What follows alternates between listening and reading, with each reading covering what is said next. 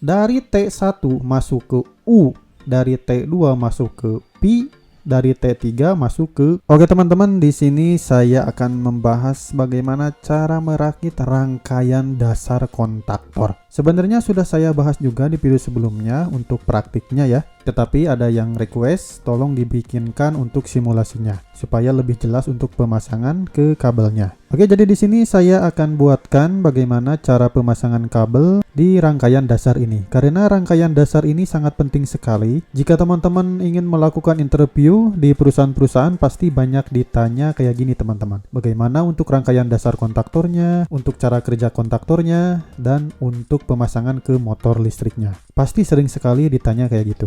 Karena di sini saya menggunakan kontaktor SIN, jadi jika teman-teman ingin praktik silahkan memakai kontaktor SIN. Tetapi memakai kontaktor yang lain juga bisa, silahkan. Di sini saya memakai overload juga ya, supaya nanti untuk pengaman ke motor 3 fasanya. Baik, jadi yang pertama itu di sini kan ada inputan RST teman-teman, yaitu yang 3 fasa. Nah, yang akan saya pasangkan ini adalah ke rangkaian kontrolnya. Karena di sini saya memakai kontaktor yang 220 volt untuk rangkaian kontrolnya. Nah, si rangkaian kontrol ini kan perlu yang namanya pengaman juga. Jadi di sini kita harus menambahkan satu buah MCB satu fasa untuk mengamankan rangkaian kontrol ini. Jadi yang pertama itu kita sambungkan saja dari fasa R dimasukkan ke MCB satu fasa ini. Teman-teman bisa pasangkan setelah MCB 3 fasa ya, atau di sebelumnya. Terserah teman-teman, tergantung panelnya saja. Nah, untuk selanjutnya kita sambungkan atau pasangkan dari MCB satu fasa ini dimasukkan ke NC overload teman-teman. NC overload ini adalah 95 dan 96. Mau ke 96 dulu silahkan, mau ke 95 dulu silahkan. Yang penting ke NC overloadnya teman-teman. Nah, untuk selanjutnya kita pasangkan dari 95 ke stop nomor 1. Stop nomor 1 ini adalah NC teman-teman, jangan sampai salah. Dan selanjutnya dari nomor 2 stop dimasukkan ke nomor 3 start. Untuk pengkodean ini biasanya untuk start stop ini ya, stopnya di 12, startnya di 34. Jadi teman-teman jika ingin mudah memasangnya sesuaikan kayak gini,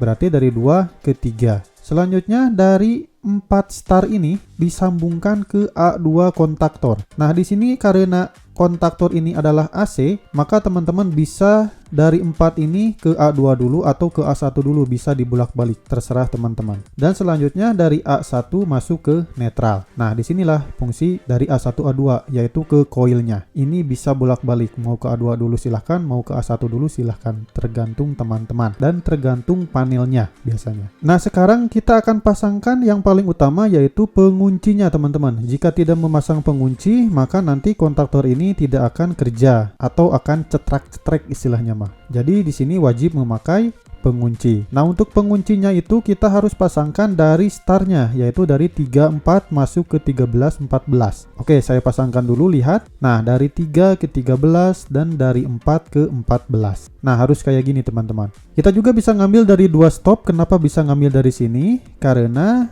saling berhubungan teman-teman, lihat. Dari 3 ke 2 ini saling berhubungan, maka kita bisa ngambil dari 2. Tergantung kondisi panel.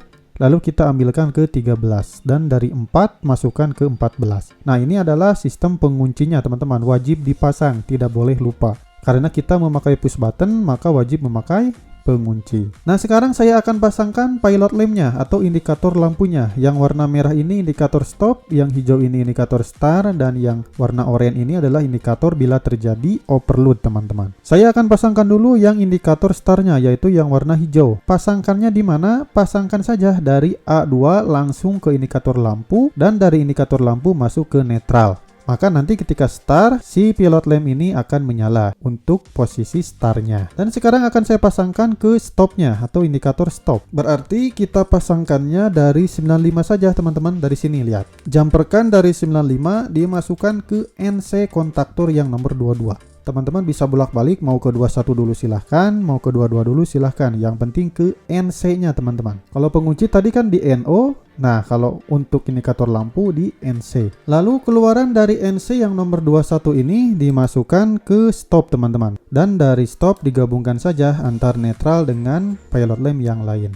Nah, sekarang kita pasangkan untuk yang overloadnya. Nah, untuk overload ini kita harus ngambil dari NO si overload sini. NO overload sini adalah 97 dan 98. Nah, untuk ngambil sumber listriknya kita tinggal jumperkan saja dari nomor 96 dimasukkan ke 97 dan keluarannya 98 masuk ke indikator overload dan dari indikator overload langsung ke netral, sehingga nanti jika terjadi proteksi di overload sini maka lampu ini akan menyala teman-teman. Nah, rangkaian kontrol sudah selesai. Sekarang saya akan pasangkan ke rangkaian dayanya teman-teman, yaitu ke motor 3 fasanya. Saya ambil contoh di sini adalah MCB 3 fasa yang dari RST teman-teman. Dimasukkannya ke kontak NO utama yaitu yang 135. Harus berurutan nih. Jadi dari RST harus berurutan ke 135. Dan keluarannya teman-teman lihat dari T1 masuk ke U, dari T2 masuk ke P, dari T3 masuk ke W.